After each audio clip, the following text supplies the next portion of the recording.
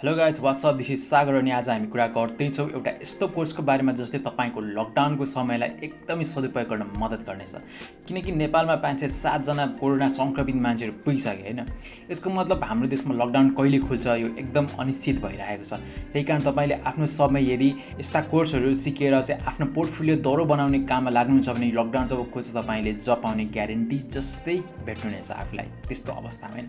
So म आज एउटा यस्तो कोर्सको बारेमा कुरा गर्दैछु जसले चाहिँ तपाईलाई डिजिटल मार्केटिङको बारेमा सिकाउनेछ र यो चाहिँ गुगल डिजिटल गराजमा छ र तपाईँ त्यहाँ जानुहोस्। मैले लिङ्क पनि तल डिस्क्रिप्सनमा दिइराखेको छु। तपाईँ त्यहाँ क्लिक गरेर जानुहोस्। त्यसपछि त्यहाँ त्यो मात्रै होइन त्योभन्दा बाहेक धेरै कोर्सहरू पनि तल तपाईँ स्क्रोल गर्दै जाँदा भेट्टाउनुहुनेछ।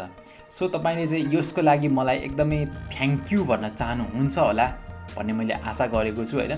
र तपाईँ त्यहाँ जानुहोस्। तपाईँ त्यहाँ इङ्ग्लिसदेखि प्रोग्रामिङदेखि हैन आफ्नो पर्सनालिटी डेभलपमेन्ट कन्फिडेन्स कसरी बढाउने हरेक कुराका कोर्सहरू त तपाईँ त्यहाँ पाउनुहुनेछ। पब्लिक स्पिकिङका कोर्सहरू पाउनुहुनेछ।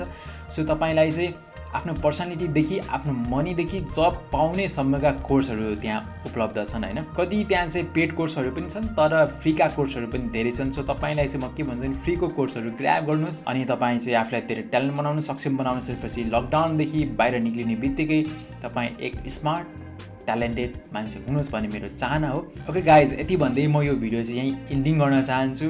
फेरि भेट हाम्रो अर्को भिडियोमा हुने नै छ। Till then take care.